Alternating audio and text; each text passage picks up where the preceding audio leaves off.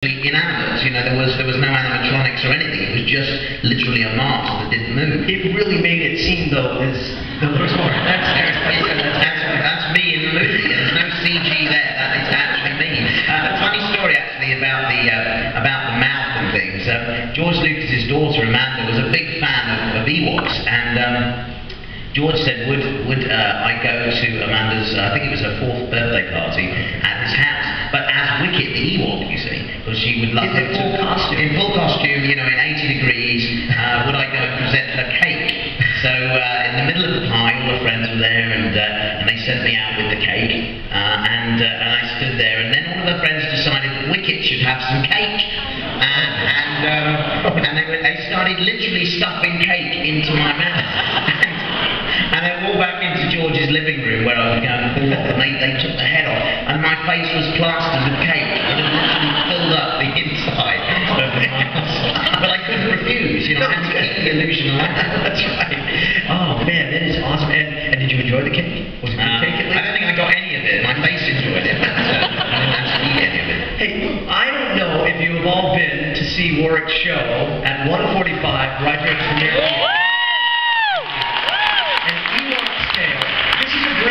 Exclusive to Star Wars weekends, and you had the first one yesterday, the second one today. It's been going fantastic. It is so much fun. Please come and see it tomorrow if you haven't, or next week, because you're going to join us next week. I'm here for 2 weekends. It's so exciting. Yeah. Is that fun? Because, I mean, can you give a little of what the show is about? Well, I really tell the story of my life, basically, how I got the part in Star Wars, and what my childhood was like, and also then the kind of very important parts of my career, you know, Willow we touch upon, we also touch upon Harry Potter as well. Your time with me on stage. Yes, it's fantastic. We involve members of the audience, and yeah, it's just a fun look back at my life. It is fantastic. It's a lot of fun. So please come back for an Ewok's Tale tomorrow at 1:45 right here at the Premiere Theater. Thank you, James. Yes, absolutely. That's my little shameless plug for you. We'll do some more later. So, 30 years of Return of the Jedi.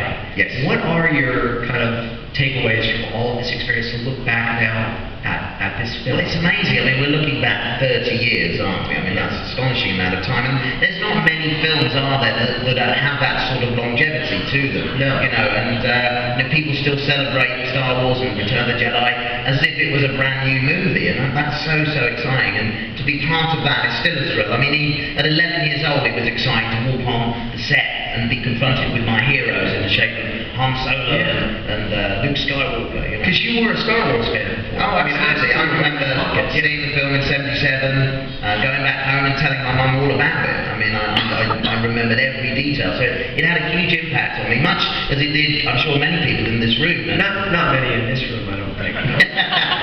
Hey, so who were you then when you played Star Wars? I always played, you know, I never could imagine I'd be playing Obi-Wan Kenobi because back then it was... Did you used to do voices when you were the little figures? I did. Yeah, I did. Were they good? Sure.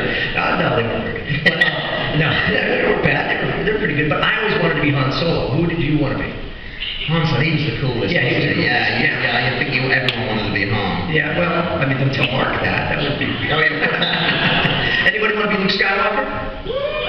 Why not? Pretty cool. But Han Solo? Yeah. Jump it, Hans. Jump it. Yeah. How about Boba Fett? See? Or Darth Maul? Wicket. Yeah, you beat me to it. I was actually about to ask them that. Okay. Leia? Oh, Princess Leia, yes. Slave Leia. Okay, sorry. It's Disney. Calm down. There's a man who shouted out. Yeah, there's a guy. Really? That's all right over there. Okay, sir. Come in costume. So, okay. So you've got Wicket, but then we move from Wicket to Willow. I mean, another just like and beloved and just a That just celebrated its 25th anniversary this year. Is that right? Yeah. The Blu-ray. Well, yeah, Willow was the first role for me where I wasn't hidden behind a mask, so it became more about subtle performance, which I wasn't used to doing. Because when you're in an Ewok costume, you have to exaggerate everything so it actually reads and people kind of understand the body language. So Ron Howard really worked with me to kind of settle everything down, and he asked me to watch the films of James Stewart. Oh, really? To get that sort of naturalistic style and also help me work on the kind of mid-Atlantic accent. Well, I was told, I was told at the beginning of the film when he said you've got to do a bit more of an accent because the Americans won't understand your British accent. Really? That's right. That's what Ron Howard said. Yeah. Strange. Ron Howard. Now I've doubled for Ron Howard sometimes, like on Arrested Development. So his voice, Ron Howard's voice is very similar to mine, but it's got a little more. Hey Fonz, how you doing? It's just very courtesy and friendly. But he's very cool. So his voice, he wanted you basically to do his voice, is what in the end. Oh, is that what he wanted? He just wanted you to have. My experience with Ron Howard once was we were at the studio recording once, and I held the door for him for the bathroom, and he said, "Thank you," and I said, "You're welcome." In his voice, he didn't get it though. He just thought you were making fun of it. That's right. Okay, so then the Leprechaun. Oh yeah, The Leprechaun. There's another one. Really. Nobody dare admit they've seen that. Yeah, they're all like, yeah. Now, how about like in Wayne's World when they were doing that Leprechaun? That was pretty funny, wasn't it? I mean, that's lovely. I mean, I think that sort of thing is very flattering. Yeah, they have a callback. Yeah, absolutely. Yeah. And then, but Marvin in Hitchhiker's Guide to the Galaxy, I thought that was just awesome. What an awesome outfit. But you were saying that's pretty heavy. It's a challenge. I mean, I thought that role was going to be easy, but just the weight of the costume, 56 pounds worth of fiberglass batteries, electronics, just to sort of bring that thing to life, and it was pretty difficult. Yeah. Do you like to watch yourself? Do you like I do, because I use it as a form of kind of improving my performances. Some actors, they can't watch themselves and they won't, but for me it's kind of about learning and improving, really. And especially when you're in something like this, you have to record video and then you have to watch it back because you can't really understand the dynamic of the suit until you see it moving. It's really fantastic. But then we've got a return then to Star Wars again, and episode 1. Yeah. You worked in episode 1, which was cool. How many characters were you there?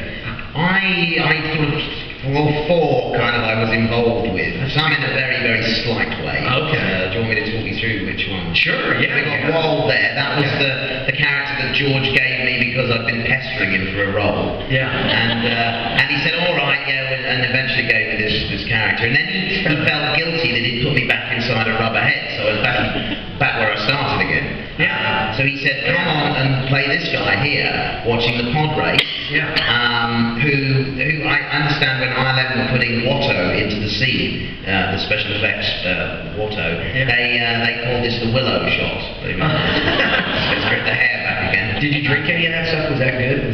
Was that just a prop? Well, that's the problem. That was a problem. I learned very quickly that you should never eat and drink in a film because this was my first day on Star Wars Episode 1, and I thought during the scene an alien lady came around with a tray of crisps on it, chips. Translating, sorry. Chips. Yeah, chips. And some juices. And these were all sort of juices mixed up to look sort of like alien juice. So I thought, I'll have a few of those and have a sip of the drink as I watched the pods go by. And then I should have realised that we were, of course, going to do this multiple times over the course of the day. And there were bright lights shining at me to simulate the Tatooine suns. And after an hour or two, I started to feel really ill. I mean, really ill. And I sort of lay back and I went to sleep. And I felt this tapping on my foot. I opened my eyes, and it was George standing there going, hey, welcome to the movie. And I was like, oh. And I'd fallen asleep. And all this time I'd been pestering him. He'd give me the chance, and I'd fallen asleep. That's awesome. That's awesome. But you could do it. That's because I got away with you have that ability because you've been with him for so long. Absolutely. And then I also did a bit of Yoda. You did? Just a little teeny bit. They hadn't quite developed the walking Yoda CG at that point, so they built me a little Yoda outfit. Really? A head, a slightly longer stick, because I'm a bit taller than Yoda. Yeah. And the gloves that I wore actually had Frank Oz's name in them. How cool. These were the actual hands he used to... Did you get to keep it? Did you steal it? No, I would love that little stick. Oh, okay. Hey, so we do a little thing here we call shameless plug. So let's hit the intro there that I spent all my time. Time to click like and follow our guest on a shameless plug. So a shameless plug. We want you to shamelessly plug away because life's too short. Pretty good. Yeah, why not? Life's too short. Everybody, huh? if they haven't seen it, well, tell us a little bit about Well, Life Too Short follows the story of a fictionalised version of Warwick Davis, who has a much bigger ego than I do, if that's possible.